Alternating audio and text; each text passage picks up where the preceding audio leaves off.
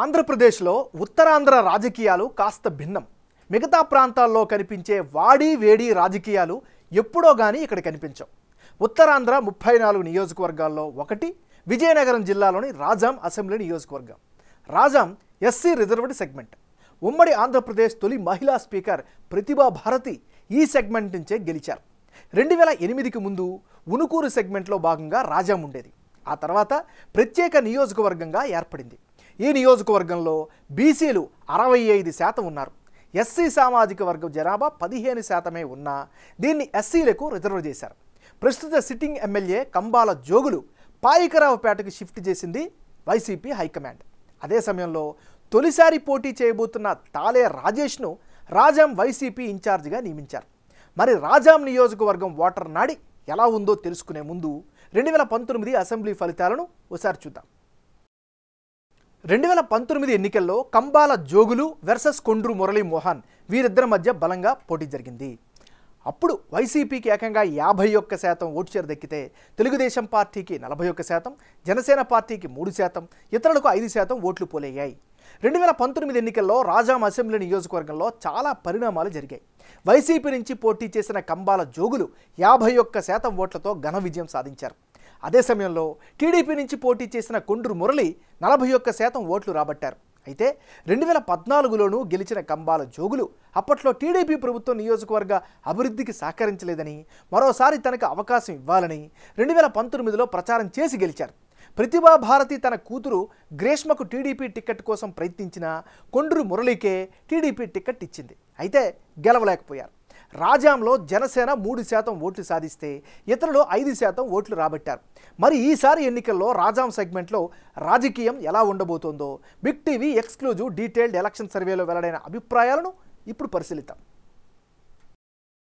ముందుగా వైసీపీ నేత తాలే రాజేష్కు ఉండేటటువంటి ప్లస్లేంటి, మైనస్ పాయింట్స్ ఏంటో పరిశీలిస్తే తాలే రాజేష్కు ఉండే ప్లస్ పాయింట్స్: తండ్రి సుదీర్ఘమైనటువంటి రాజకీయ వారసత్వం ఈయనకి ఖచ్చితంగా కలిసొచ్చే అంశంగా పరిగణించవచ్చు. ఇక సిట్టింగ్ ఎమ్మెల్యే కంబాల జోగులు మద్దతు కూడా ఈయనకి సంపూర్ణంగా కనిపిస్తోంది. ఇది కూడా పాజిటివ్ ఫ్యాక్టర్. మరోవైపు డాక్టర్గా వృత్తిరీత్యా ప్రజల్లో మంచి గుర్తింపునైతే సంపాదించుకున్నటువంటి పరిస్థితి కనిపిస్తోంది. వైసీపీ కార్యక్రమాల్లో చురుగ్గా వ్యవహరిస్తున్నారు. మరోవార్ పార్టీ శ్రేణులతో కూడా మంచి రిలేషన్స్ అయితే కంటిన్యూ చేస్తున్నారు తాలే రాజేష్. ఇది ఈయనకి సంబంధించినటువంటి పాజిటివ్ ఫ్యాక్టర్స్. మరి తాలే రాజేష్కు ఉండేటటువంటి మైనస్ పాయింట్స్ ఏంటి? రాజాం సెగ్మెంట్లో గుంతలమయమైంది రోడ్ల సమస్య చాలా విపరీతమైనట్టుగా ఉంది. ఇది మైనస్ అయ్యే అవకాశం ఉంది.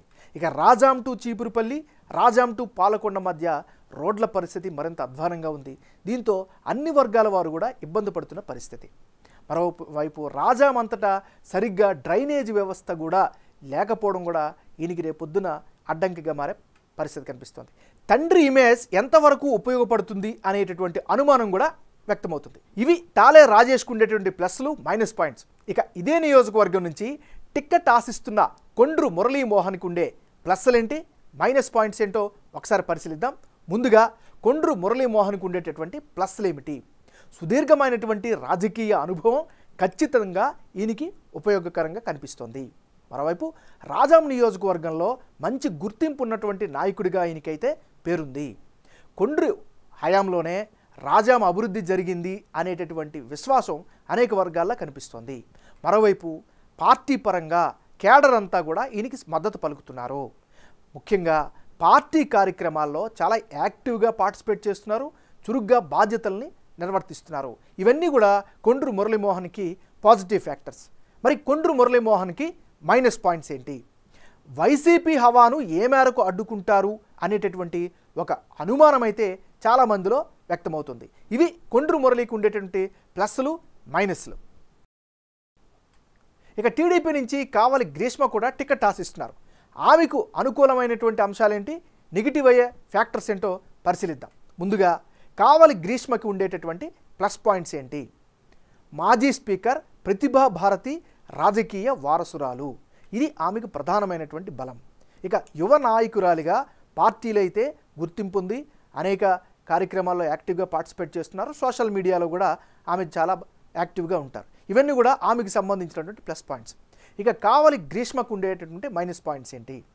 రాజకీయంగా అనుభవం లేకపోవడం, ఇన్ఎక్స్పీరియన్స్ ఆమెకు ప్రధానమైనటువంటి మైనస్గా చెప్పుకోవచ్చు.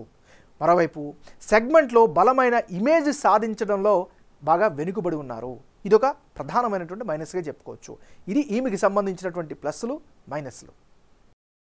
రాజాం నియోజకవర్గంలో ఉండే కులాల వారీగా ఈక్వేషన్స్ ఎలా ఉన్నాయి, ఏ కులం ఏ పార్టీకి మద్దతు ఏ స్థాయిలో పలుకుతున్నారో పరిశీలిద్దాం. ముందుగా ఈ నియోజకవర్గంలో తూర్పు కాపు సామాజిక వర్గం 52% మంది ఉంటే, పోలినాటి వెలమలు 18% మంది, ఎస్సులు 15%, పద్మశాలీలు 5% మంది నివసిస్తున్నారు. అంటే రాజాం నియోజకవర్గంలో తూర్పు కాపు సామాజిక వర్గ జనాభా బలంగా ఉంది.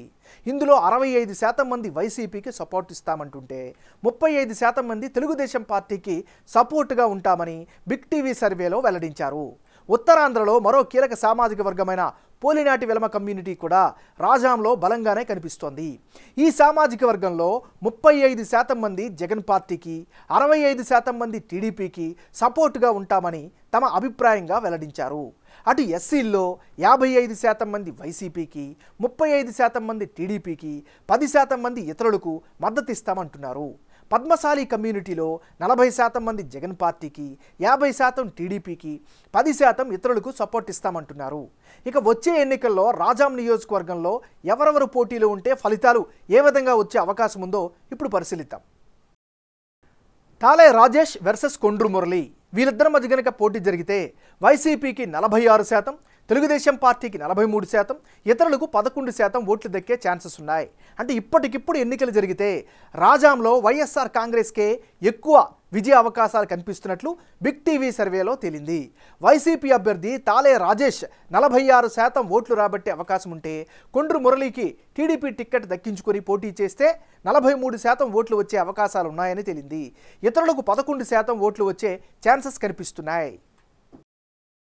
ఇక కొండ్రు మురళికి బదులుగా కావలి గ్రీష్మ గనక బరిలోకి దిగితే, అంటే తాలే రాజేష్ వర్సెస్ కావలి గ్రీష్మ, వీళ్ళిద్దరి మధ్య గనక పోటీ జరిగితే వైసీపీకి 48%, తెలుగుదేశం పార్టీకి 39%, ఇతరులకు 13% ఓట్లు పోలయ్యే ఛాన్సెస్ ఉన్నాయి. అంటే ఇప్పటికిప్పుడు ఎన్నికలు జరిగితే రాజాం సెగ్మెంట్లో వైసీపీకే ఎక్కువగా గెలుపు అవకాశాలు కనిపిస్తున్నాయి.